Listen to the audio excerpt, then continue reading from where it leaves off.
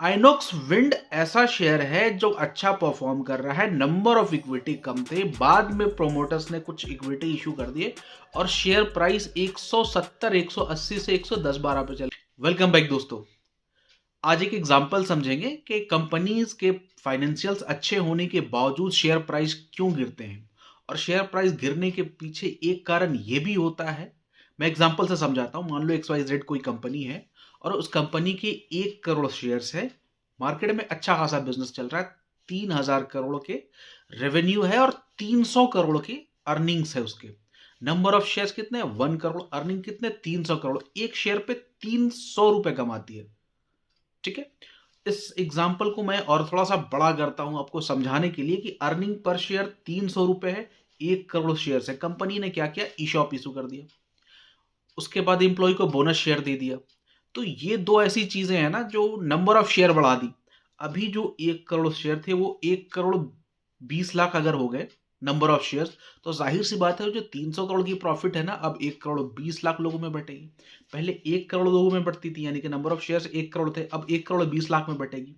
ये तो एक एग्जाम्पल है कि आपने ईसॉप दे दिया, लेकिन कंपनियां कई बार है कि लोन उठाती हैं डिबेंचर्स के थ्रू, नॉन कन्वर्टेबल डिबेंचर्स के थ्रू। क्या पैसा उठाया और उस अमाउंट पे डिबेंचर्स पे इंटरेस्ट पे करते रहे, बाद में उसको रिडीम कर लिया। रिडीम करने का मतलब वापस से उसको पैसे चुकता कर दिया। एज ए लोन की तरह ये काम करता है।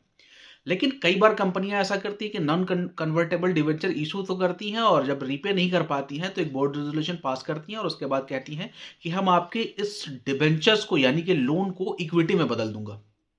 अब इक्विटी में बदलने से मान लो कि 1 करोड़ नंबर ऑफ शेयर थे, बाद में 50 लाख और इक्विटी इशू कर दिए, तो नंबर ऑफ शेयर्स 1.5 करोड़ हो गए। अब जो रेवेन्यू 300 करोड़ थी, प्रॉफिट 300 करोड़ थी और नंबर ऑफ शेयर 1 करोड़ थे, अब वो 1.5 करोड़ हो गए। पहले जो 300 रुपए प्रॉफिट हो रही थी, अब वो प्रॉफिट हो जाएगी घट करके 150 रुपए। यानी कि पर शेयर अगर आपकी प्रॉफिट घट गई तो शेयर प्राइस ऑटोमेटिक घट जाएंगे। और यही चीज हुआ है आइनॉक्स वाइंड में। आइनॉक्स विंड या वाइंड प्रोनाउंस अगर मैं सही नहीं कर रहा हूं तो आप देख लेना। आइनॉक्स विंड ऐसा शेयर है जो अच्छा परफॉर्म कर रहा है। नंबर ऑफ इक्विटी कम थे, बाद में प्रोमोटर्स ने कुछ इक्विटी इशू कर दिए और शेयर प्राइस 170, 180 से 110-12 पे चला है। इतनी बड़ी गिरावट चल रही है। और ये शेयर ऐसा नहीं कि रेवेन्यू खराब कर रहा है, रेवेन्यू भी अच्छा कर रहा है, लेकिन फर्स्ट क्वार्टर में आप जून क्वार्टर और सितंबर क्वार्टर के बीच देखोगे ना कि नंबर ऑफ इक्विटी जो है वो बहुत सारे इशू किए गए हैं और इस इशू की वजह से नंबर ऑफ इक्विटी बढ़ गए, अर्निंग पर शेयर कम हो गई। रेवेन्यू एंड प्रॉफिट उतना ही होने के आसपास भी आपकी अर्निंग पर शेयर कम हो गई। जब अर्निंग पर शेयर कम होगी तो शेयर की प्राइस ऑटोमेटिक कम होती चली जाएगी और यही हुआ है इस शेयर में।